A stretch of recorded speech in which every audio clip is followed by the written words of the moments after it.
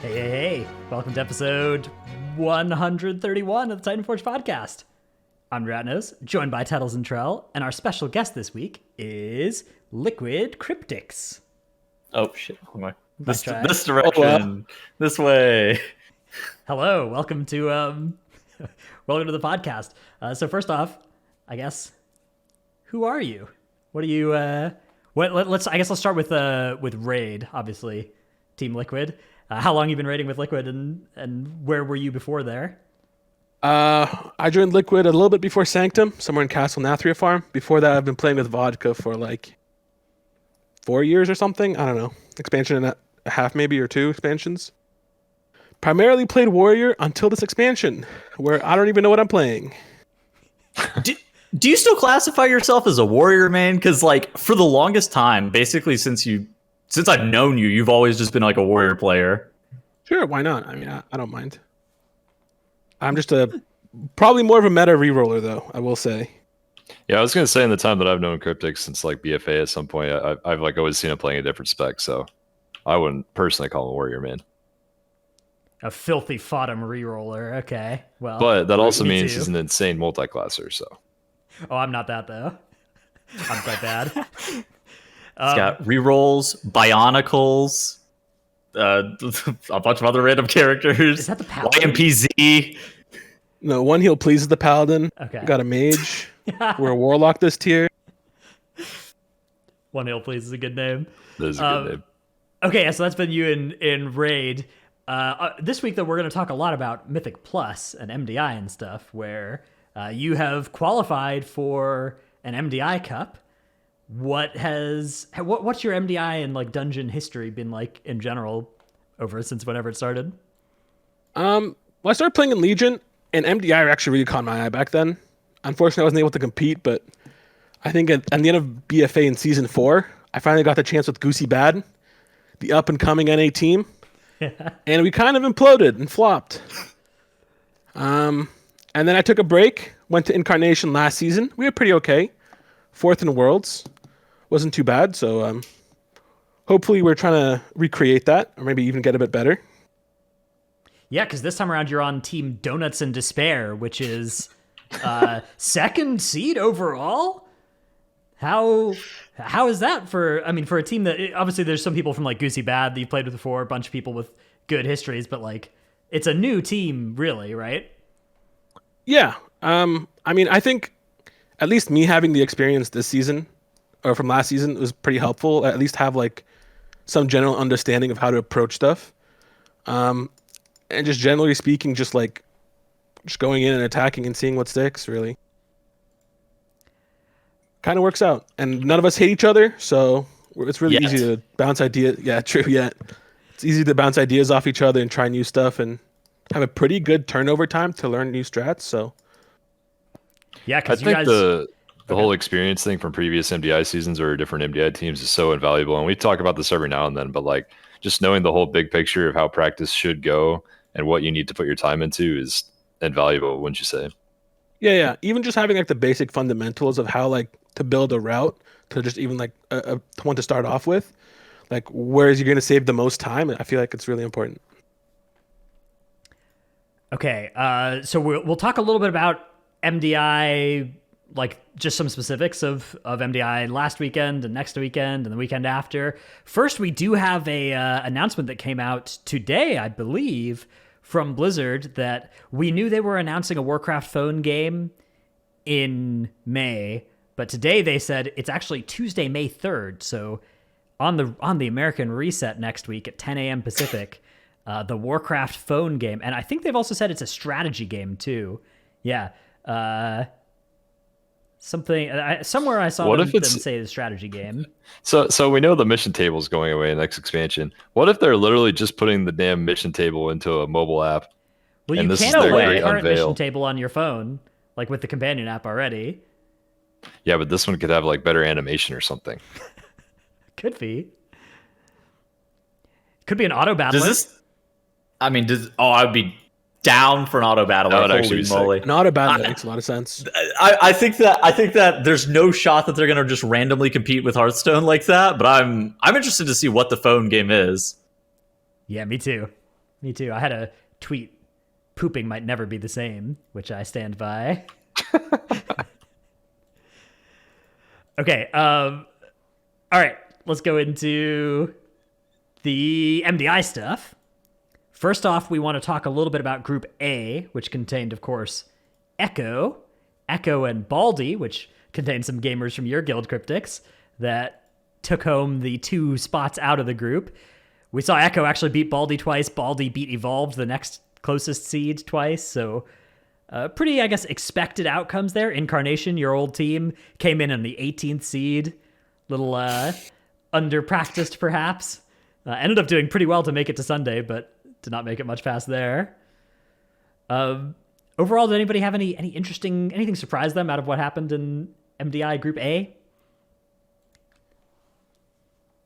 I think that this group was, we kept talking about it on the broadcast. This was kind of the group of death, man. There were so many teams just in this group that, just like individual talent-wise, they were really, really strong. So like that Yeppers team, it had multiple Echo members on it. Just like the individual players that were on that team are incredibly strong. I thought that the Dwarf Disc guys were also really good as well. That was a team that like met in LFG as well. And they took games off. They took a game off Yeppers. They took a game off Devolved. Like it was actually, they did really well. I think that there are a bunch of teams that were in this bracket. If everybody was like going super ham on practice and taking it like mega serious, like 12-hour days and stuff like that, I think that there's a world where a bunch of different teams could have gotten some of those top 2 slots. I think one of the cool things was, I guess, the new key levels. They're a bit higher than last season, even though we have a bit more damage. Our survivability didn't necessarily go up as much. So, like, I feel like we see a couple more deaths every so often, which I think is pretty good for, like, the viewing experience and the playing experience, adding a bit more risk and a little bit less predictable in what's going to happen. Does that make sense? What did you think about the Court of Stars fiestas that we had a couple times where there was a seer incident? Yeah, there's a little bit of inexperience in that dungeon for sure coming through. But I think that's what bans are for as well. If you don't feel comfortable with that, so I don't mind it.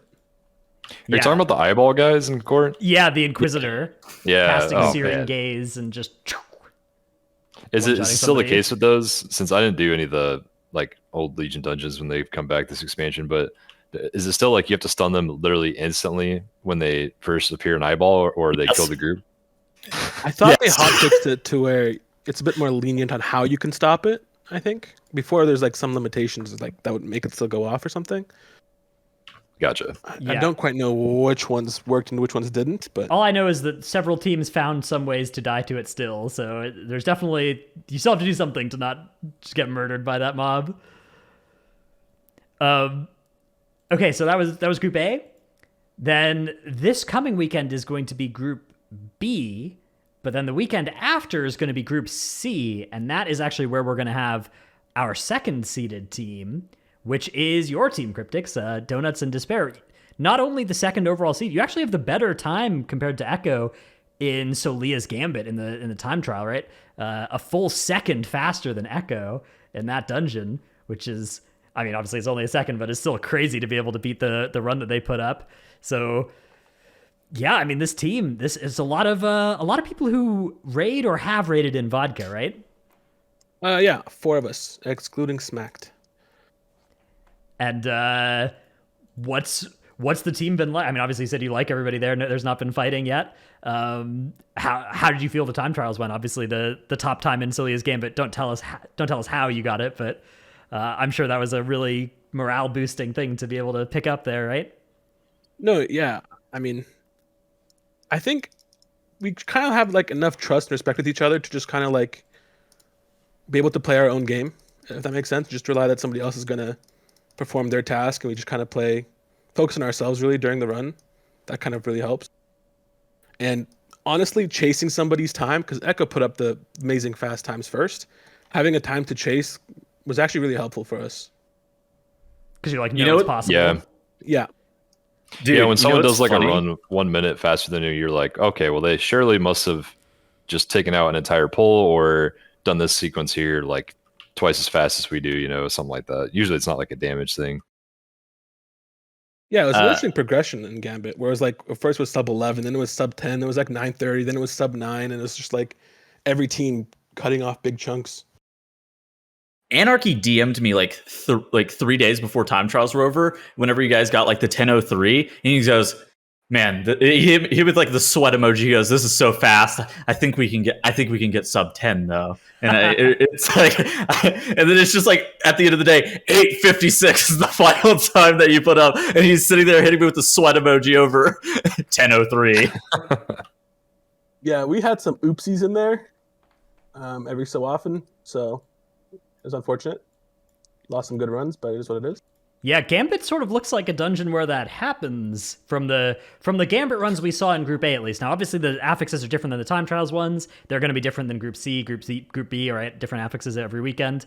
But still, that looked like an extremely volatile dungeon. So very impressive. The number of runs that Echo put up that were like sub 9 or close to it as well. They had like 3 different runs that were all a couple seconds away from each other, which is always crazy to look at. All right. How much have you guys like yoinked tech from what you saw in Group A, and how much do you expect you're going to yoink from Group B as well, since you're in this spot of being the Group C team, the last to go? I think almost that gives us the least advantage, because I think we as a team are at least going in with pretty good strats to begin with. So I think it gives other teams maybe a bit more info on how to maybe play some dungeons or some pulls or something. Makes sense. Realistically, how much stuff there is to yoink, at least so far, not really that crazy much, really. Maybe like a pull optimization here or something, or like the Echo Streets obviously is going to be analyzed a bit more. But yeah, they did a lot of cool stuff in that dungeon. Yeah, but generally speaking, for us, we have a pretty solid idea, at least of what we want to start with in our keys. That makes sense. How much does stuff like that change like week in and week out with affix set stuff, especially with like the variance in key level? Because right now we have like four levels of variance. It's like it's kind of crazy how much different it is. Difference. I think the biggest and most important difference is Fort and Tyran. Fort is like way, way, way harder than Tyran ever is in MDI, because on this low of a key level, bosses, generally speaking, on their own aren't that scary. A lot of the extra damage, even group wide or tank, come from like the fortified affix. So that's what really makes keys hard, I think, is the fortified affix in MDI. True, like MDI keys, the boss's mechanics don't really start to one-shot until they're like up to 26, 27 plus. Yep. And so like if it's below that with Tyrannical, it's usually good. And then as for pick ban, are you pick banning like against teams that you're playing, like where you think you're going to get more of an advantage, or are you going to just like pick ban loosely how we saw it last time whenever it was implemented, where it's like, this is a dungeon that I do not want to practice. This is going to be a time sink if we spend a bunch of time here. Let's just ban this every single time we see it and not have to deal with it. I think that's probably a good combination of both, really. If there's like a dungeon that like might be hard, typically really hard dungeons favor the better team because it allows for more outplay potential. If the key level is really low with really easy affixes, it's going to be much easier to stomp, and your CC rotations and stuff don't have to be as crisp. But when the keys become harder, like that Gambit last week with Raging Fortified 24, like that's a tough key, man. That Gambit. You have to be on point. So maybe sometimes not banning the harder dungeon could be the correct play as well. Makes sense. All right, so coming up this weekend, we have the Group B MDI, which has Perplexed, who were 3rd seed overall, and Monka, 4th seed overall, that both contain some names people might, of course, remember. Perplexed, largely the same team they've always been: Divine, Ashine, Ryson, Wolf, Disco, and Swag. Monka has some names, though, you might recognize: Mode, Skylark, Maystein, a couple names I don't recognize as much, Crims and RX. So Crims was on Bone Dust from TGP. Oh, I remember that team, yeah. RX, I think he's a live key pusher. I'm not 100% sure. I have a suspicion that he's probably a live key pusher from EU. And then the other 6 teams in that group, I know very little about. Obviously, I will know more soon as I do my last minute research. But I didn't recognize many of the names. Yeah. Just reset and dismissed about the 9 and 10 seed, but they have no returning MDI players or no prolific high key pushers that like streamers or stuff like that on their team that we would recognize just on a whim. I think it's a lot of new MDI blood in this group just as a whole. I think that just reset into this Dismiss team at 9 and 10. I think they can play upset. It's really tough, I think, to upset like 3 and 4 at that 9 and 10 slot. But I think that we saw some potential upset stuff from, was it Reload Esports? They were like a 10 Their seed. Halls and Sanguine were really good. Yeah. Yeah. So it has happened. Like a 10. Yeah. Yeah.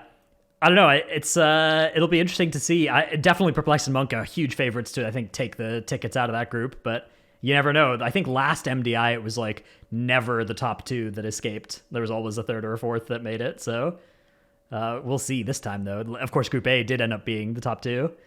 So Dude, I felt perplexed by saying like 3 other players or something said they would never play MDI again, and here they are. I know. I was wondering that too. I was like, I swear they said that. I talked to Ryson at the Race to World First, and I go, dude, I heard about the MDI team blowing up. He goes, don't worry, we're coming back. And I go, I thought the Divine and Shine said they were done. He goes, they're back. I was like, okay, I was like, whatever, it's fine. It's really good because that team is so sick, and like, their performance during globals last time, they ended up going out in like the 7th, 8th slot. But that team is historically so good. I don't know. Yeah, I'm happy to see them. I also saw that Lazzle was on the team again. He's very polar on hating or liking MDI randomly. yeah, he was in one of the Group A teams that didn't qualify. So maybe we'll see him in the Last Stand as well. Of course, the Last Stand, that should be fun when we get to that. That's like end of May, right? Should be a good time. I would have to look at the dates. Pretty sure it is. It's like the 3rd week of, I think it's the 3rd week of May. Something like that, yeah. Yeah. That was pretty quick. A lot of top 100 guilds will, well, I guess by then they'll probably just be done with Prague, but Well, yeah, close to that luckily, day still. one thing we didn't really talk about, though, is sort of news this week, was the crab feast by Blizzard, just going and taking Halandras. Oh my god, I I forgot. forgot. True. Dude, I forgot about the hotfix nerfs. Let me pull those up and I'll throw them in so you can pull them up. Yeah, we could do. Did you guys see what the strat is for the P3 of that boss now on Mythic? What's the pattern now? Is it just heroic pattern for the planet crackers? Yeah, I think there's just 2 beams. Okay. There's two quadrants instead of 3 quadrants, whatever you want to call it. But the bombs, since they're 30-second timers, people just put them on the ground, and then one hunter will like run across every bomb and reset them all a turtle. Yeah, I heard just like that worked. covers it for a whole minute. That is that's pretty funny. Yeah, so for those who missed it, Halandras Mythic got just put in the dirt. They took health off it, they took damage off it, but they made the bomb timer 30 seconds instead of 10 seconds. So it's very, very easy now. The way you wipe on that boss is literally somebody forgets they have a bomb, but it's not ever like knowing and not being able to execute anymore. So I don't know what you guys think about nerfs of this aggressiveness on particularly. I think Halandras is the one that people note particularly as being like, wow, this is a big nerf. Yeah, that one's insane. I think the Anduin nerfs were pretty reasonable as well. I don't know how to feel about the Jailer because I'm like mid-prog on it. I mean, it makes it easier for sure. I don't know how big it is in reality, though. Yeah, the Jailer one is mostly just like a little bit less people are going to randomly die to like torment damage on their death log, and like the DPS check is a lot easier, but it doesn't like fundamentally gut the fight like the Halandras one does. Like the Halandras fight is just a wholly different thing now, with a very different like texture to it. And then Anduin's a little bit in the middle. It's a pretty big set of nerfs, but you do still have to do all the same mechanics basically.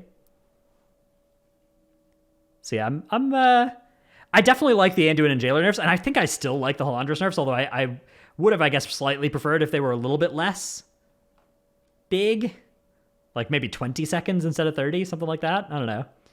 I mean, this raid's lasted a really long time. That's true. I don't know. Yeah. I don't know what Crypticzz thinks because he's been done with the raid for almost a month at this point. Free my team from Jailer. More nerfs, so we can practice more. You know. True. Well, you have. So you're in Liquid. You have Yips and Smacked are both in BDGG, right? Yeah. Timber and Anarchy are in Vodka, and they're currently on Jailer. I think they got the P4. They're overtiming. kill They'll tonight? be done soon. I mean, hopefully they kill tonight, and we're just there's no raid needed next week. If they're getting to P4, just one little cheat and they can kill it. It's it's This easy. one hack. Developers hate him. One simple trick to kill the jailer. This has to be one of the weirdest tiers, right? Where like Yeah. so many guilds killed with like some version of a cheese. Yeah. And then Echo Are you somehow doing it without it and getting first. Are you shocked that guilds didn't get banned over it? I'm the more that I've really thought about, the more that I'm surprised that like a 72-hour suspension didn't come out for like the guilds that hit that shit with the Mirrors of Torment bug. I was, but based on the amount of guilds that did it, at that point, no. Yeah, once two guilds had done it unpunished for several days, everybody else should do it, right? Yeah, of course. Before then, it's like, oh, these two guilds should probably get banned, right? And we shouldn't be allowed to do this. And it's also never like a massive ban. It's like a 72-hour ban. Yeah. Their cutting edge and their Hall of Fame gets taken away for 3 days or something. And it's just like, they'll come back and get it later. It's not a huge deal. More like a don't do this level infraction. I think it needs to be 48 or less, 'cause otherwise those True. players would not be able to compete in MDI. Yeah. I believe is the ruling. I think it's 70. Is it 72 now or is it still 48? I thought it was 72 now. It's It's over 48, 48, right? Yeah. I remember Ibis. People got 52 hours, and Yeah. that was Yep. They very killed slightly MDI. above 48. Yeah, that was the one. They let the people with the 52-hour IBIS ones. They're like, it counts as a suspension. It's a suspension. It's fine. Literally, it doesn't matter. Don't be dumb. Yeah. What a crazy rule like interaction thing. Definitely don't think anybody should be unable to play MDI based off that. I just do think that they should have like. The problem is I think they couldn't nail down the problem because like clearly it's not fixed given people are still able to do it, right? So it's like I think it's just like and it's like hard to know whether it was intentional or not on some polls that it happens. Well, now it's kind of unclear what's actually doing it. So it's still kind of bugged. Yeah. But I see some people claiming that it's mind games, or some people are also claiming that it's swing timer based on the Or boss. both even. And if it's swing timer based on the boss, and like while he's queuing up an ability, or mind games, or both, yeah, then it's like, is that Even if an it's mind exploit, or is games- that just a bug of the boss? Even if it's like mind games or mirrors, right? If it's a case of like, oh, we need to push this boss, like I gotta pop my cooldowns early, right? I gotta do my damage because we gotta push before the 10%, right? And then like, oh, it bugged the boss, right? Like it is hard to differentiate those cases from the cases of like my guild where it's like, okay, int pot, sigil, make this mind games as big as you can. We're gonna try and force this to bug. Well, it's the same with the Mirrors of Torment thing, where it was clear that there were. Right. But like, Yeah. it's hard to be like sure from Blizzard's perspective of like if 20 guilds use this and 2 of them are innocent, like are you comfortable shooting all 20? That's the question. Anyways, my main point is if it ever gets to the point where 20 guilds have used it, you needed to act earlier if you didn't want the later 15 to use it. But anyways, that's kind of outside of I guess topic, which was mostly just the nerfs. Anyways, big nerfs. A lot more guilds are going to kill. Should be fun to watch. Hopefully some people get freed from the jailer soon. Just circling it back to the MDI a little bit before we bounce out of this topic. Is there anything that you would change about the format, Crypticzz? Or are you pretty happy with the format changes that we got this This year, season for the MDI? I always like this version where it's like bracket and it's head-to-head matches. A lot of people are like, oh yeah, let's convert it to more of like the last stand format every week, and where like you have 15 hours to record the fastest runs in X amount of dungeons or whatever. I am cautious about that format, at least as a player. Like playing somebody else and having like every dungeon matter more speaks to me a bit better, and more like chance for upsets and stuff. So I think I'm happy with the current format. And then TGP, thoughts and opinions? Not sure. I don't necessarily am the biggest fan, but I'm also not sure how you improve it. Fair enough. Like, do you add an extra day? That seems like a lot more like stress and work, and I'm not sure. Yeah, I'm a I big do like fan. the early eliminations though. Actually, Yeah. it gives you something to play for in the first day and second day. All right, let's move on to tip of the week. My tip, it actually got sent in to me, Twitter DM, so thanks for sending this one in, Billy. If anybody else has any good tips, so I don't have to think of them myself, please feel free to send them my way. This one is for any Necrolord players out there. If you ever need to Hearth, what you can do is you can swap, like just with a tome, you can swap to Emony and make sure you have Kidney Hearthstone selected, and you can just use your Kidney Hearthstone and then swap back whenever you get to where you Hearthed. And so this is a way to, if your Hearth's on cooldown but you need to Hearth, you play Necrolord, that's the way to do that. Good tech. Dude, this guy should not be allowed to DM you tips of the week that are like this. Thanks, Billy. How do you just keep getting Hearthstone tips? Like, surely one day you'll run out of Hearthstone tips. Every week, man. Joel, what's your tip of the week? Mine's kind of outdated for this week, but next explosive week, this will come in handy. And it's for Halls of Atonement. So the mini boss at the end of Halls of Atonement, Mr. Seagar, you walk in there and all 4 quadrants spawn orbs, right? Well, if you don't touch the nearest 2 sets of neutral ads ever, like anyone in the party doesn't touch them, you just walk past them to where the mini boss spawns and just fight on that side of the room. Only orbs from that side of the room will happen. And so it's like twice as easy on explosive week. Betrayal, hear me out. How am I supposed to actually do more than 15k DPS overall in a dungeon if I don't hit all those ads at once? That is a Boomkin specific problem. And in which case you would have to also kill the orbs. So I don't think you'd want to do that. That's a healer job. That room's actually a nightmare now in high keys because you walk in, you have 4 quadrants of ads that almost one-shot any melee or range they just start attacking when they come out. Plus the relic, or all the relics are pulsing AoE damage at the same time for a few seconds, unless someone just obliterates one of the relics. It's actually quite the challenge now. The fixates, I don't know if they need a nerf, but they hurt bad. Yeah, those fixates are insane. Do you think that's maybe you playing a cloth character for this patch? Not my problemo. One Healer heal. problem. Not playing a cloth character and not having a bop, I think, are probably one of the 2 biggest reasons that is like a more noticeable issue. Yeah, very likely. Well, I mean, they've just scaled really hard. They just kill people really easily now. Well, in addition to that, like we were talking about this before the show started, but like keys this season, the dungeon level is like in the amount of damage that you're dealing has scaled a lot faster than your survivability. It's kind of similar to where we were at the end of BFA, where it's like you're doing so much DPS, but your HP just wasn't proportionally scaling, and so now those fixates are maybe smacking you around a little bit that way too.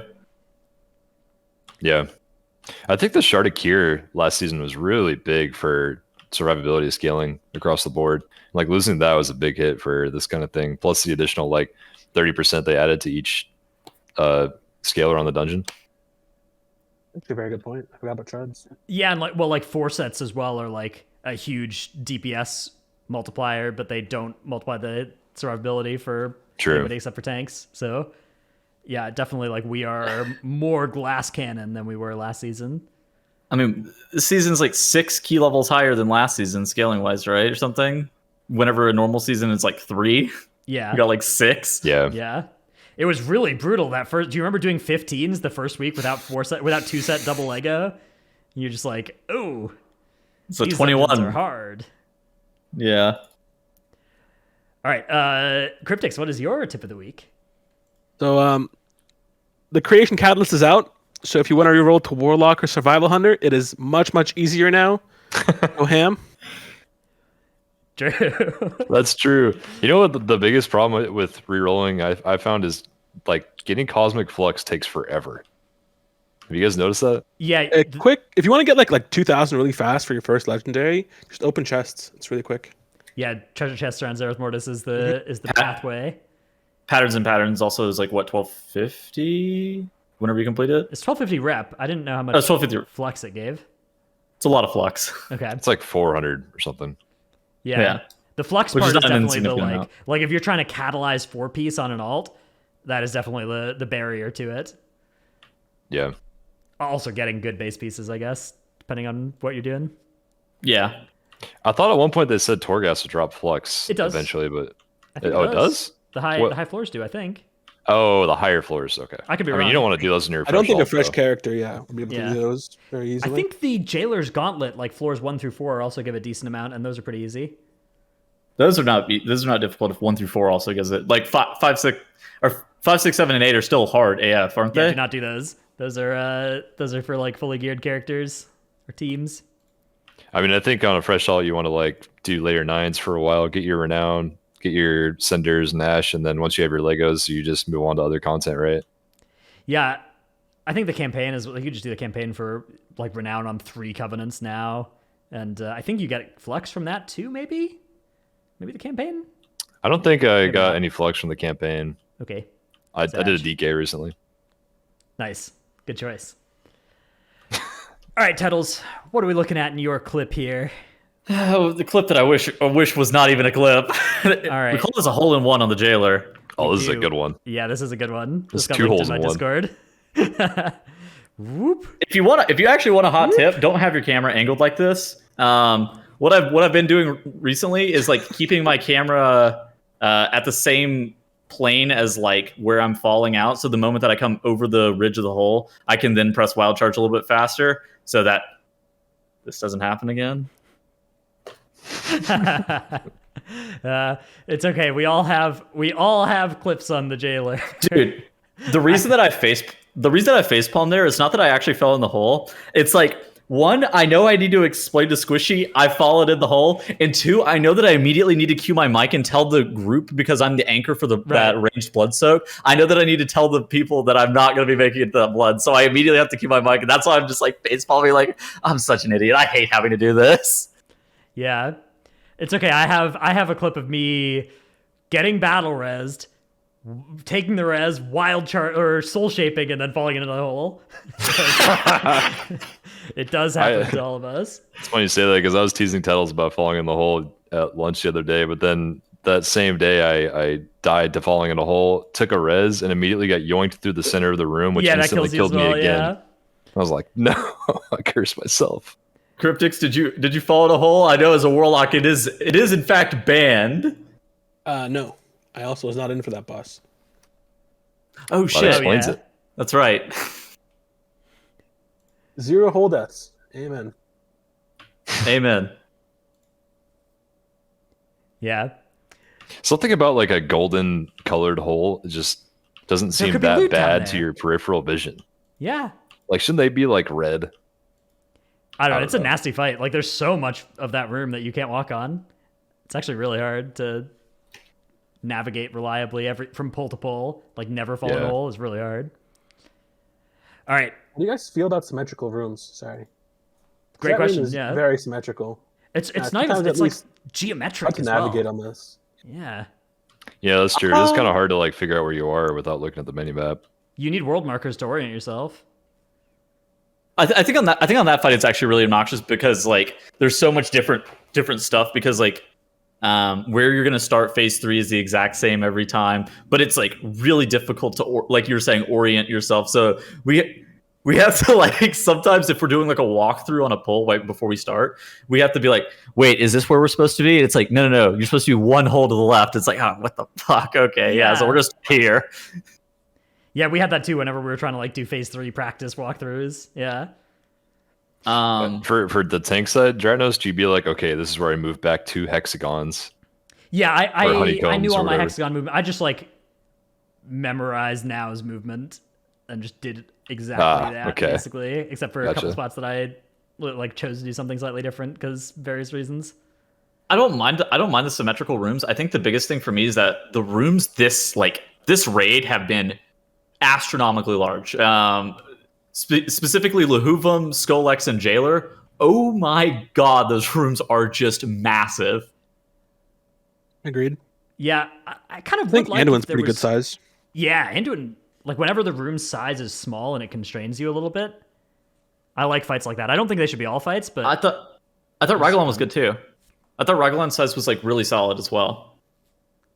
yeah, the way Raglan's a little Raglan, big, And the I fact think, that it but- shrinks and stuff, I think is good. yeah, the last phase of Raglan when you've got like the gunk on all the edges and you're playing in the middle of the room and it's like it feels claustrophobic. Yeah, but- that feels really cool there. yeah. It's just the problem with like Jailer, Skullx, Lahuvum is like they just disproportionately give advantages to things like Stamp Roar and Gate, to where they're like multiple are probably mandatory on those bosses, just because like the mobility that you have to do is just so steep, because you have to cross like 70 yards at a time. Like, I'm not even exaggerating. I'm pretty sure I've crossed like made like multiple 50-yard runs, just going from position A to like the blood soak, and it's just like and I know that people that are coming from the other side of the room are making an even bigger run. So it's like, I guess you can give more of a reason to bring druids and warlocks, but I don't know if they necessarily need it. Yeah, I mean, I feel like I would like it better if more boss fights were tailored toward like the fight in Nighthold. Oh my god, what was it called? The tiny little room. Star Augur. Star Augur, yeah. Like, I kind of liked that kind of fight, where it's super up in your face. I don't know. But I mean, we've had like, I mean, even Uldir, it was like Mithrax and Gahun were just these massive ass rooms that, again, it was just Stamp Roar and Gateway Heaven, where it's like, I don't know. I think that I don't have an issue necessarily with the symmetry of the rooms. Crypticzz, do you have a problem with the symmetry of the rooms? Do you think that at it's least just when like they're that super jarring? big and it's hard to orient? Yeah. Otherwise, no. Okay.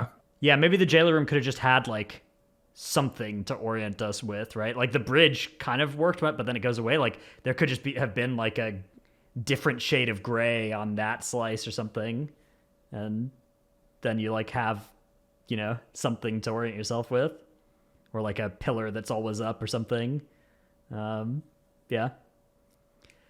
I don't know. I liked the way the jailer room was like built, and the fight and the room were both clearly designed with each other in mind, right? And it was like really made use of all the different parts of how the room worked.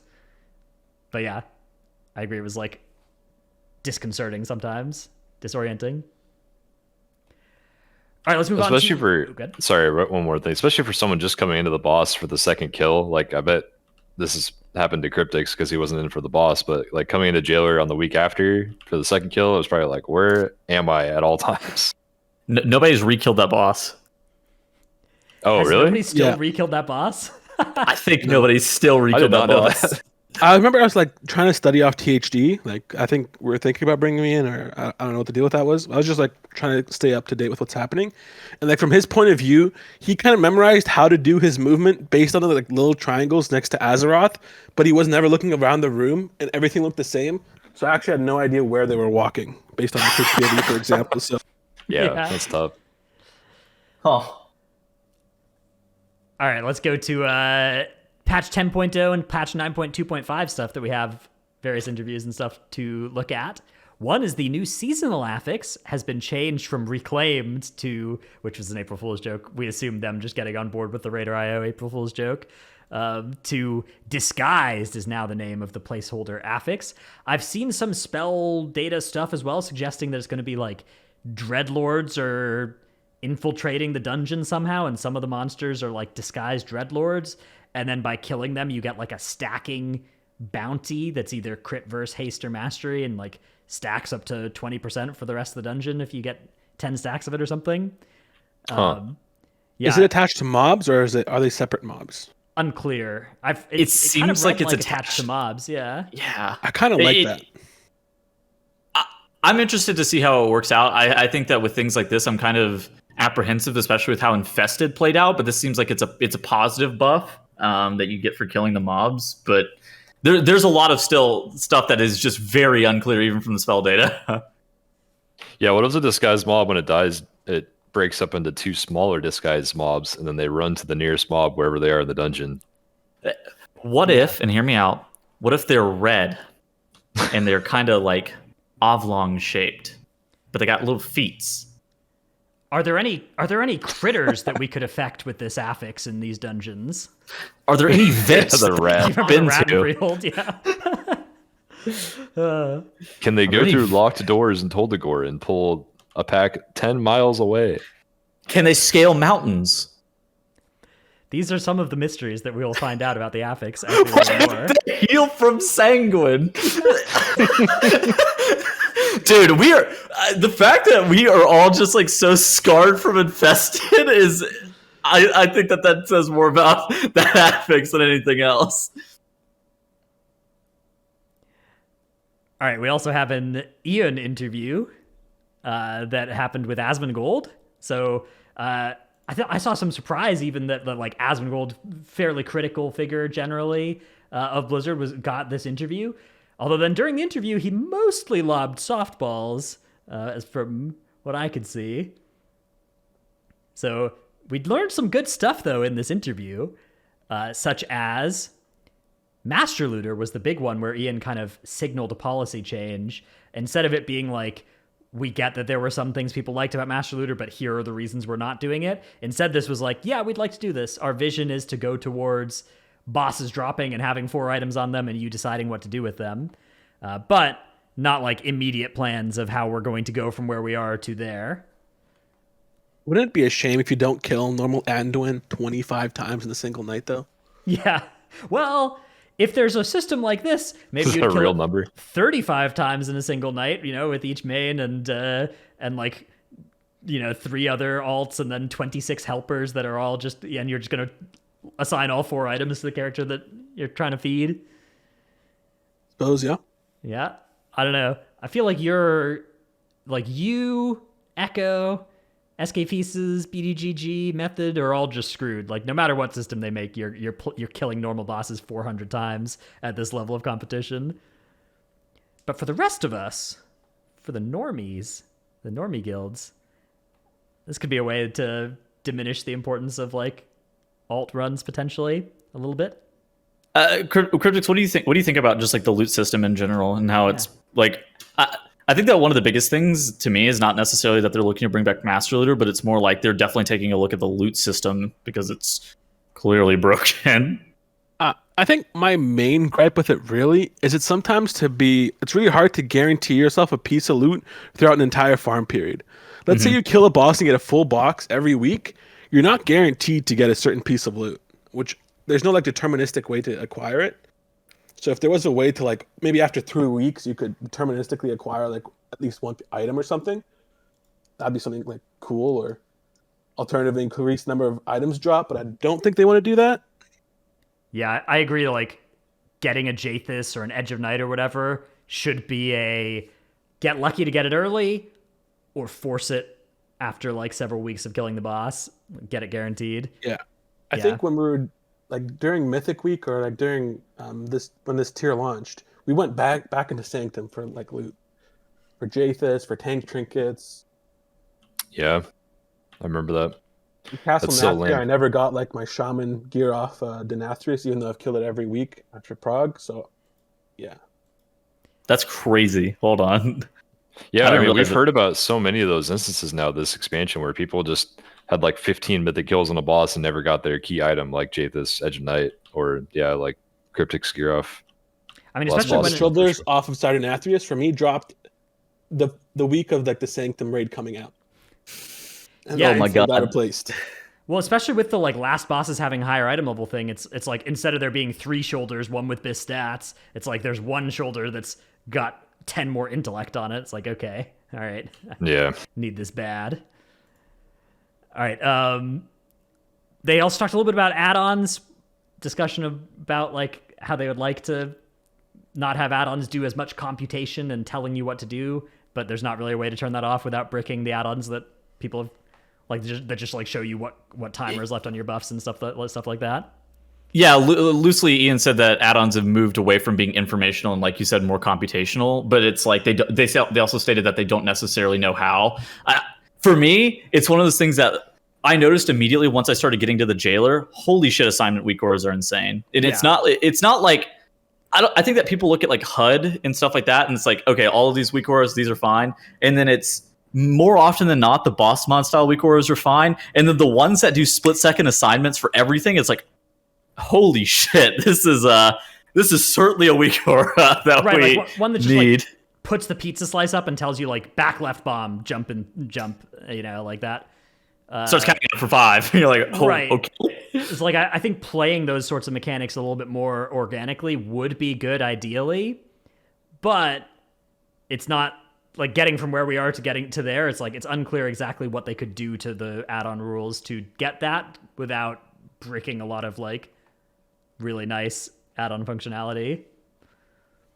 So yeah. I mean, add-ons are just so crucial now. Can you imagine doing Jailer without add-ons? Like some of these guilds are taking 400, 500 pulls with all the crazy add-ons. Like they'd be like at 1,000 pulls, and they're some of the early birds in these cases. I mean, to me, it's only the assignment week auras that I feel like are problems. Yeah, I don't. Maybe you guys disagree. I think there's a lot of players in general who might not be as familiar, or might not be as experienced with like what week or like how many week, like even the basic week auras, like how they're not like that important. They're just really nice for visibility's sake. And a lot of them are like PvP players. Where like they're like, oh yeah, remove all add-ons, all the weak cores, whatever, right? Realistically, the majority of them aren't that impactful, right? It's like those one per boss ones that are like super ridiculously broken, like the Jailer, like whole soaks, which I think are a bit egregious, but not sure how you would address that. Right. It's just crazy because you go from accessibility to like, okay, this is a really good feature to have, and like I'm really glad that I have the ability to be able to track this specific debuff, empowered life tap, or like dot timings and stuff like that. And then you go and you're like, yeah, so we're gonna assign all of the players who have a bomb debuff a different hole immediately. It's like, wait a second. With a picture of said holes in the right order. The diagrams are really something else, by the way. I think Lords of Dread, when you cleared your debuff as well, have we had some lines for it, which were kind of cool, so you don't hit the melee. Yeah, I've seen that one. The like arrows that increase as you create more, like later in the fight. Yeah. How do you feel about the guidelines? Because this is like the second or third boss, I guess if you count Lords of Dread as well, that we've seen these guidelines for. Because the first one was Xanash back in Nyalotha with the bounce the ball off of the right or left bar. Oh yeah. Are those okay? I thought Xanash was really cool as a boss, by the way. Yeah, me too. I feel like the lining you up with crosshairs or whatever, I feel like that's fine. I don't know. I can do that with a marker if they don't let me do it with weak auras. Mm-hmm. Just like a visual marker? Like a Sharpie on my screen. Yeah, I can make one of those. Like that weak aura, Sharpie your monitor. They can't remove that functionality from me. Something that's been prevalent in this expansion is actually crosshairs to determine where your character is on the screen. Yeah. Because like in a stacked group, for example, it can be a bit hard to see. So I kind of wish like Blizzard added a bit more of like a personal glow around your guy that you can see a bit better. True. Through other mobs or people. Yeah. There's a lot of visual clutter this expansion. I don't know if that's just like because this is the current expansion, I feel that way, but like all the Covenant abilities on the ground are just like bright blue and green and red, and just covering everything. Yeah. So they say fuck wild spirits. Yeah. Yeah, when you're trying to dodge swirlies inside of a warrior spear, wild spirits, and ashen hallow, no chance. Unrelated to the weak aura topic, but I wish that they add more functionality for like visual clutter, like reduction. Like there's no reason for me to need to see wild spirits that vividly. Like I could have just a really faint circle at like 10% opacity and probably still get the same benefit of wild spirits as the massive blue glowing one that's killing my melee on Skolex. I think they could emphasize the edge of the radius a lot more and then just keep the middle clean. Yeah. True. I think a lot of the thing they're doing with the whole UI overhaul, it's not so much the visual clutter, but it's like these really nice functionalities of add-ons they're looking to bring into core, which I do think is good as well. All right, so we also had an interview with Halinka and Mr. GM that there's a little bit of stuff in here, stuff about sharing talent builds not being something that it looked like this was going to be possible based on the screenshot, but they've talked a lot about it. Don't think it will be something that can be in for launch. They think it would be cool and want to see players work with it before making functionality that people don't need or things people don't care about, and they don't want people to constantly have to download the latest build. So being like an export string like MDT to do that with a talent build, is not going to be in for launch, although depending on add-on functionality, might be able to just do this with add-ons. I mean, yeah, with add-ons, it's really easy. You just have a bunch of scripts that take your talents for you, right? Essentially. Yeah. Then on the talent tree front as well, there's discussion of talent gates in the talent tree to encourage players to go wide. So I assume it's spots in the talent tree where you can't go below them unless you spent a certain amount of points just above that gate in general. And so you don't just like beeline for the bottom, but you have to actually take stuff at kind of every height in the tree. That makes sense. Yeah. So I'm really looking, man, I can't wait to get my hands on these talent trees and just like screw around with them for a while. Same. This has honestly been some of the most excited that I'm waiting for like an alpha build. With Shadowlands, I was like kind of cool, like on the Covenants, and be like, oh yeah, I really want to see how some of these work. Dude, this whole talent shakeup, that's some unprecedented shit. For, like at least since I've been playing. I just hope they don't remove things you already have to give them as power in your talent tree right now. I mean, I'm sure they're gonna have to do some of that, but. Yeah, like at least the existing talents, I think, are going to be on the talent tree rather than like baked. Yeah, that's right. I meant like the default spells. Yeah. I'm kind of worried about what spells are baseline versus what spells are going to be baked into talents at this point as well, though. Mm-hmm. Yeah, they also said for Covenant abilities that some fit the class fantasy well and will be added, but some are case-by-case basis. So we already know Convoke, for instance, is going to be on the Druid, at least I think the Balance and Resto ones. But yeah, it'll be interesting to see what they decide to do with some of the ones kind of on the edge of that. They mentioned A-Bomb Limb specifically in that interview as well, so it seems like A-Bomb Limb is at least going to be coming back in some form or fashion. They mentioned it specifically as one that will be coming back or one that won't be coming Yes. back? Okay. Will. Cool. A-Bomb Limb is really good. Really, It's if it works, quite strong. Yeah. It is kind of RNG sometimes. Not gonna lie. Doing Anduin, though, like without A-Bomb Limb downstairs is night and day. I'll die on this hill. Dude, give DPS DK Mass Grip. Well, A-Bomb Limb is pretty close. Just give DPS DK Mass Grip again, please God. Any, like... They can maybe talent it. Maybe. That'd be cool. That would be sick. Yeah. That would be sick if they could talent it. Could be. And then finally we had the Twitter Space Roundtable, which Twitter only moved into space recently since Elon Musk picked it up. So before then they were just on Earth. It's Twitter Spaces. The word is Spaces. Twitter Mars coming soon. Just a 7-month voyage. By the way, I'm not a fan of Twitter Spaces after having listened to the roundtable on there.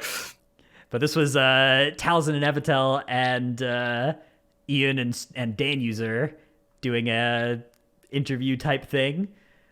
Some of the biggest things they learned is no borrowed power. Players were looking at all the toys they were going to get, looking at those abilities as things they would have to give back at the end of the expansion. At the end of Shadowlands, the changes is not just a band-aid, it's a philosophical shift. Nearly everything will be account-wide. Linear narrative will be optional on a second character. Dragon riding account-wide as well. And yeah, this just looks fantastic. The system should be the alt-friendly one right from the beginning. Unbelievable hype for me for like a 10.0 where I can play my alts is so exciting. I really hope they live up to that because that would be so awesome. It is so hard to do alts at the first patch of an expansion because you got to level them, and like the last few expansions, you had to go through all the systems of like getting them through the campaign and getting renown up or getting their legendaries acquired. You know, it's just so much to do. But hopefully they follow through. Only gear is the thing that you're supposed to get on your alts according to them now. Crypticzz, are you feeling a bit optimistic about this? We were talking about this a lot last week. Yeah. And... I really hope the philosophies that applied to like 7.2 or sorry, not 7.2, 9.2 go to apply to 10.0. I'm skeptical until I see it. Yeah, I think that's same. Yeah. fool me twice, right? Fool me 10 times. Can't get fooled again. Yeah. I don't actually mind a little bit of borrowed power. And what I mean by that is like, imagine you have like Soul Shape for an expansion or something, or whatever version of that or something. Even like A-Bomb Limb, right? Like something that like pushes the limits of power level that they want to do, and they just don't want to have it forever. But like giving it to us for an expansion. Yeah. I do think though that taking a step back from it for like an expansion at least, and then like easing us in with some well done and carefully limited borrowed power alongside some permanent stuff next, like in 11.0 would be a good way to go about doing it. And tier sets and stuff, like tier sets look like they're continuing. That's borrowed power. They can do stuff like that there. Maybe they could even do stuff like, could you imagine just a 4 set that like teaches you Soul Shape? They could do that. Holy. That'd be cool. Warlocks cool. need and Soul Shape. They need Pod both. Tender. Pod Tender needs to be on the Warlock talent tree, or else we are going to see a lot of dead purples next expansion. No, we are not, dude. Yes, we are. That spec is. They have to nerf Dark Pact, by the way, right? That's gotta happen. That spell's broke.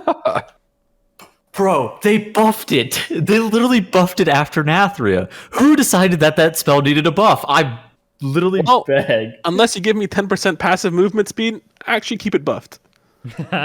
You have Soul Shape in a pod, too. We'll have it next expansion. Okay, we're not talking about next expansion. Well, we kind of are. Okay, kind of, but not like that. That's not what I'm malding about. All right, one thing they also talked about was Renown kind of replacing Reputation for some of the like lesser reps next expansion, which I actually kind of like this idea. I feel like you hear the word Renown and it's like bleh, because you think about how it was used this expansion and like the swapping and stuff like that. But like as a system, I think it is better than Rep for like, I don't know. For your cosmetic power, Yeah, for just like interacting with up the world. Tuskar Great, or whatever. phenomenal. Yeah, so I'm down for this. They needed to rename it. It doesn't need to be named Renown, but it's fine. I mean, do you think they're never going to do small grindable side systems like that then through Renown since Reputation's going away? Because like, how are you going to grind like rares in Korthia for like 1 Renown each rare? Like, is it just going to be insane amounts of Renown? Or chance of Renown, something like that. Yeah, true. Like a quest. Maybe guild. currency based, like you acquire some amount of currency, you can exchange a token of Renown or something. I don't know. There we go. Now I'm talking.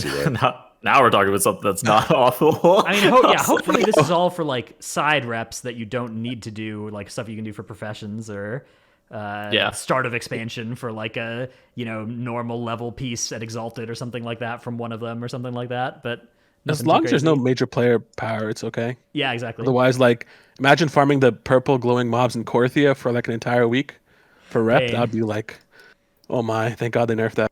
Yeah. And then there was some more discussion about the M+ rotation. In addition to no Shadowlands dungeons, also no BFA dungeons. So RIP my dreams of Freehold M+ in Dragonflight. They're looking at MOP, which had some really fun dungeons, and also they were only challenge modes, not M+. And yeah. Yeah. One of the last things I actually wanted to circle back to is the PTR and raid testing thing that was in the Asmongold interview, because I think that one is actually pretty interesting. They actually were talking about how they enjoyed the way that the final 3 bosses and testing ended up working out, and talked loosely about the Race to World First and going in blind. Crypticzz, how did you end up feeling about the PTR testing? It was okay. I was really skeptical about some of the mid-tier bosses we tested, like how they completely changed and like we had 0 testing on it and how they would turn out. But then it produced like Halandras, so I mean, hey, whatever. Great work. You mean the boss that just got a 60% nerf? Yeah, but beforehand. Great boss. Yeah. Dude, PTR Halandras with the pylons, like the shielded pylons you had to hit. That was atrocious. And then the mythic mechanic they tested of the like 3 resonances that you couldn't tell apart visually from each other. Dude, so good. Pull up progstats.io, Dratnos, and look at the amount of Halandras kills we've gotten since the nerf to Halandras has happened. It's fucking hilarious. Yeah, the floodgates got open on that for sure. Yeah, okay. I think the number was like twice as many guilds killed Halandras after the nerf. A vertical line. I don't think I've ever seen that. Dude. But like, look how low this number is as well. For this many weeks, like it's also unprecedented for a graph to be this shallow on this axis for so many weeks. Like, I think the main thing I was surprised at is they didn't deliver bigger Halandras nerf sooner. Obviously the nerf they eventually did was like crippling to the boss's difficulty, but still just a weird boss, weird tier. Yeah. I really like this tier. I think I do genuinely think that this is going to go down as one of the best tiers in history. Maybe it's certainly my favorite to have played so far. Rygalon was my favorite. I think potentially up there. Like if I did top 5 bosses of all time, Rygalon I think would be up there for me, along with like Sire and Gul'dan. Yeah, Gul'dan, good boss. That was a good boss. I actually really like Fallen Avatar. Blech. You didn't like Fallen Avatar? I got benched on that fight because I sucked. Okay, fair play. I played a range, so I didn't have this issue. I will say I do miss falling through the platform though by accident over. You press death from above and you just go straight down. Yeah. Wait, you could fall through the boss? I didn't actually know that. I just knew that our rogues could press their 15-second cooldown feint on every single one of those explosion swirlies, and for some reason live every single hit. And it was I just think like, that may have even been before the feint cooldown got added. Yeah, And it just was. spammable. I remember that because they added it Yeah. after that tier, I think, and they were like, okay, Feint needs to have a CD now. 15 seconds. Yeah, feint's a good button. All right. We've got some Q&A questions to get to, but first, we get to thank our supporters over on the Patreon. They are Paul, Riley Dargan, my new spirit animal is the ducks from 10.0, Ja, Dratnos' Dino Pillow, Chromed, Trekkie, Nevernude, Chewy, congrats to Deadnose, Fame Slayer of the Banished One, thanks again. I-beams are temporary, but Wu-Tang is forever. ZivXX, Salty Senny, Necros, Tankdill, Nevuk, Bread Ceratops, Eevee, Survival Main, No Trick, I Scheduled a Tettle's Flame, Dymat, Lufer, Nyx, Mortgage rates are temporary, Wu-Tang is forever. There's that billboard that's been going up on like Reddit and stuff of the realtor that's had that. Yeah. Gallic, Brusif, Dragonflight Abyss, Delightfully Devilish, Seymour, M Sanity, Xena, Rogue is now good enough for Prague, still bad enough to be sat for SLG, Bless Up, Red Color, YouTube.com/Workbringer, Alphabet Soup, Druid Friends of Evolved Gaming, #1 Simsky for Trelsky, Lurk is excited about how our expansion's a dragon. I got flamed for not interrupting in Arathi Basin Comp Stomp. Milk. Benil, aka YOLO Swag Crew. Sife, Pone. Windwalker Monks deal with Nerfs by rolling with the punches. Wonder. Due to Sims with 4-piece, Skelly will be going back to Elemental from Enhance. And Poor Paws. Thanks for the support, all the patrons. And some good names in there. Like them. Yeah, Buff Windwalker. Buff Windwalker, indeed. The fun, dude, my bit about this is just the way they nerf or buff Windwalker. Every other spec, it's like, oh, we changed this ability's damage by 5% or whatever. We changed this interaction. With Windwalker, it's like, fix this bug, and you're like, okay, is this a nerf or buff? All right, what have they done to us this time? Dude, it's one of those things that I don't know what it is about other specs, but Windwalker is either just turbo dog shit or the most broken spec in the game, and there is no in between with that spec. I don't even know why is it always like this. It was this way in Legion. It was this way in Legion 2, where it was just so bad for such a long time, and then it was just by far the best spec in the game. It's like, all right, same thing last patch. It was just like pretty bad in Nathria. Okay, actually no, it was actually pretty decent in Nathria. It was really good in Nathria, yeah. Yeah, it was pretty decent in Nathria. And it was just like by far the best spec in the game. You're like, all right, man, what is this? Yeah, well, I think I don't know. Like, it doesn't scale well, that's for sure. So unless something gets buffed by a lot going into the last patch of an expansion, it's likely going to be the worst spec near the end once everyone's at high level gear. But like other seasons, I have no idea. It somehow just comes out on top sometimes. All right, we got some Q&A to do. Kind of like Holy Paladins. First question comes from Tagigatio on Twitter, who says, Yeah, checks out.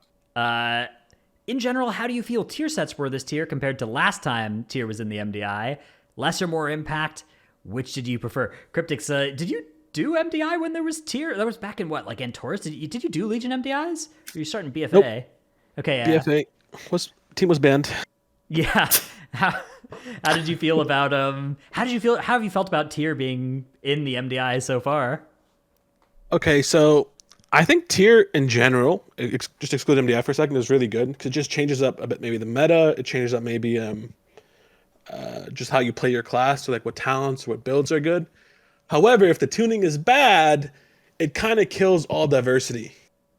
So I think right now, Warlocks and Survival Hunters are kind of like kings. It's really hard to cut those two pieces out at least. Tier last MDI, the last time we saw it in Legion, was actually super jank because they gave you the Tuma Sargeras set and the Antora set simultaneously. And so that was actually really weird, where it was like some specs were... It was really good for Rogue, right? I think.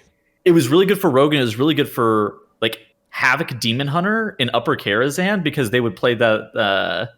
So they had like an AoE build that they got from their 4-set in Antorus, but they had like an insane single target build from Tomb.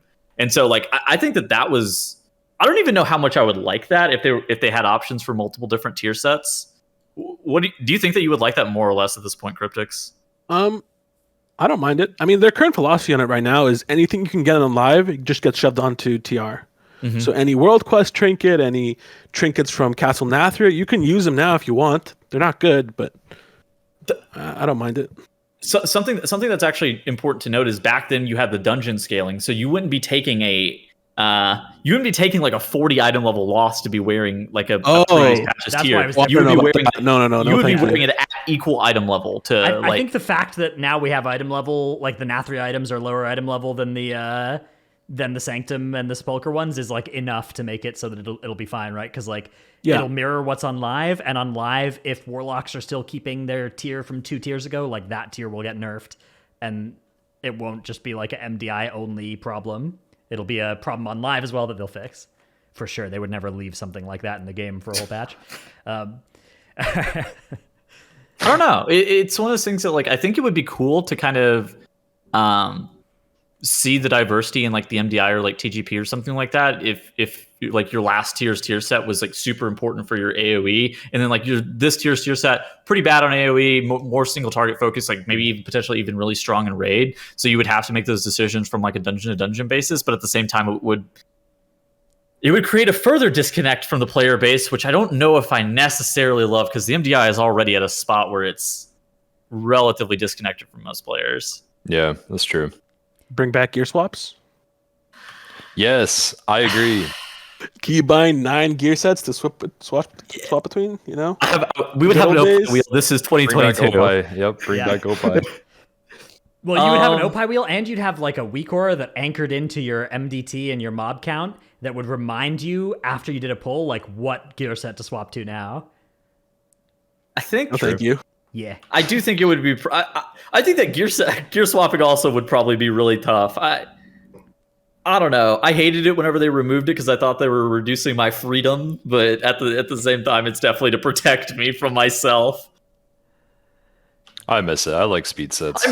Dude, nostalgically, I miss it too because it's so cool. And it's like I can see pulls where it'd be like swapping to Dosegni Halo trinket, and then swapping it off, like shit like that would be super nice. Yeah. Triple heroic leaps, swap off. Yeah. Sigil on and off. Yeah, like legendaries like that. Single target builds for bosses. It's nice. dude, the legendary. There's so many cool legendary powers like heroic leap that are just like, it's so sad they never get. They made them this expansion. They saw no use. Well, I mean, it's the issue of like no swapping, right? It's like if there was like an Agromar Stride too. Yeah, we mentioned this last podcast, I think, but I think I've used like 2 out of 12 legendaries this entire X pack for Monk. I think what they should they should have let us. They should have categorized some of them as like power effects and some as utility effects, and let you craft your legendary with 1 power and 1 utility effect, and then then you'd be able to choose between like an Agromar Stride or a heroic leap thing plus your damage effect of your choice. And big agree. Have you seen anybody with the cast while moving legendary? Yeah, Norganons. Yeah, I haven't seen a single one crafted. So sad. Wait, yeah, is that like a Maw Rattle? Is Norganons a legendary from this expansion? Yeah, it's in. Yeah, it's in. It's not the same as it's not the same as Legion Norganons, but it's similar. Can I craft it? You should be. Yeah, I think it's everybody. so, It's a caster. Yeah, that's how bad the That is, customizability ladies and gentlemen, is. your Wowhead Balance Druid Guide Writer and Theory Crafter, who lets you know which legendaries to use. Not that one. Don't fucking craft. I only meme about Wall Rattle because I saw numbers about it 100 years ago. I didn't know that. Holy shit! There was that like healing increase legendary for tanks. It was like good for 1 week on beta, and then they nerfed it, and it's never been good, and never crafted by anybody on live again. I gotta log in. That's a fuck. Also, the Arbiter's Judgment. There was like I knew that one. Yeah, that one's a thing. Yeah, that's the one with the group stats. Yeah. Yeah. If you have somebody else with it, it will arc damage between you two, which is cool. ENRs in its beta version was also really strong. Yeah. Oh yeah. Oh, yeah. It's always That was funny to me when the stuff's healer good, one, right? when stuff is good on beta only, and it's never ever used on live because it's just they nerf Blue it so hard. for most Blue of, D&D, yeah. most of, although now it's finally good again, but Bro, why haven't we? Okay, by the way, why are these generics just? I'm actually not. You know what? Never mind. I'm not opposed to the generics just being totally unplayable. But like, yeah, the problem with those is like surprising if they're good, how everybody bad uses them, they right? are. Yeah. Yeah. Yeah, true. Seph's Proclamation. Haven't seen that shit. Didn't even like. I knew it was a legendary because sometimes you wore it in season 1 in PvP. Haven't seen it. Where's this Norganon's one? Oh, where do you get this power from? Mouse over it, dude. It'll tell you. You must be revered with the Court of the Harvesters and have rune carving unlocked to purchase this memory. Yeah. Oh, well, I understand why I don't have the pattern. All right, our next question comes from Discord from Anonymous, who says, I play a rogue and consider myself a utility player, always doing things like funneling priority damage into the correct relic, cloaking traps and sanguine deaths so my other DPS don't hit them, using 5 combo point kidney shots to stun mobs when a cast's about to go off, but they always flame my damage. I kind of get it, but I feel underappreciated since I'm single-handedly stopping some of those keys from being depleted. Should I keep playing with these people? Edit, I play with Survival Hunter and a Warlock. Dude, if I like knew that rogue and I needed a rogue, I would try to get them from my group out of that toxic group immediately because that's like exactly what you want in a rogue player Yeah. in a high end group. Like, the rogue should be doing a lot less damage than Survival Hunter and the Warlock. That being said, there is a category of player that fixates on the utility they're providing and the mechanics that they're doing, and they're, like, losing half of their damage potential to do it. And, like, that is not a good type of player. That's to true. be. So You do have to have it's a good tough, balance. because it's hard to know from this question, like, which we're dealing with. Hopefully, like, rogues should be doing less damage than the Survival Hunter and the Warlock, and like should be doing a lot of the utility. But like, you know, if you're like cloaking and running out of melee and going and hitting a trap that nobody was going to hit, and you're missing like 5 globals of damage, like, you gotta not do that, right? Like that is a bad thing to be doing. That's not utility, right? Like that's less useful than doing damage. But yeah, in this particular, like, especially with Survival Hunter and Warlock, whatever the third person is in the group is going to get owned on damage.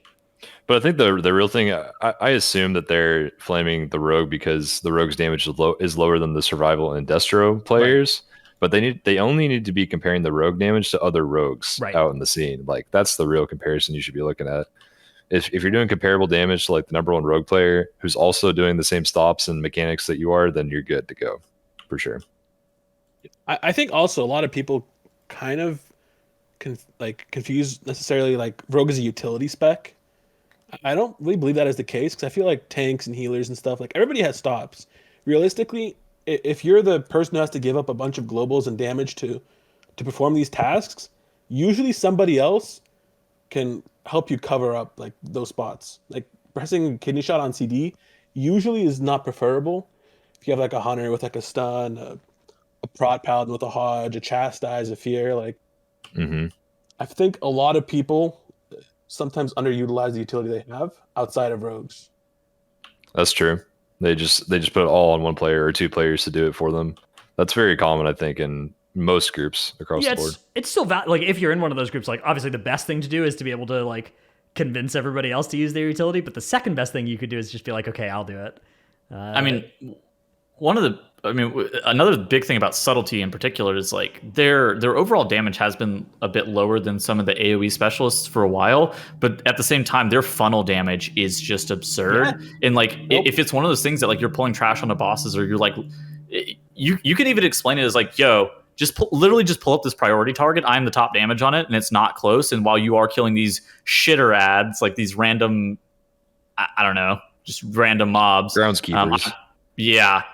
I'm top Halkias damage while you're killing all of the Gargans and the Houndmasters and stuff like that. And while the jobs are, everybody's doing their own job, right? The Rogue is still performing an important task by hitting the boss, while the Serve Hunter and the Warlock are doing their task, which is AoEing.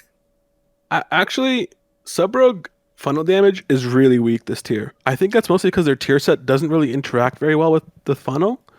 But like a Warlock does, like, completely destroys a Sub-Rogue right now in funnel damage. It's actually okay. We'll just get it. Get another Really? Warlock then, I but didn't know that. Yes, it's not close. It's not even remotely close. Damn. Brutal. Well, either That's way, like really Rogue, unfortunate. Rogue is still so good because it brings a 15% DR for the tank just by existing. It brings the stealth, it brings all the stops, the tricks. But I think yeah, honestly, the most underrated thing is relic damage. Like if you've ever played with a survival hunter in your group, all of a sudden they press one bomb and it crits like the woe, and you have a woe instead of an yeah, true. that's an MDI I problem. appreciate anybody who hits relics at any point in time. All right, our last question comes from Fetterman, who says, Dranos' claimed Outlaw is one of his favorite specs. What can we do to fix it? Sad Outlaw main. Well, for M+, uncapping it would be a good start.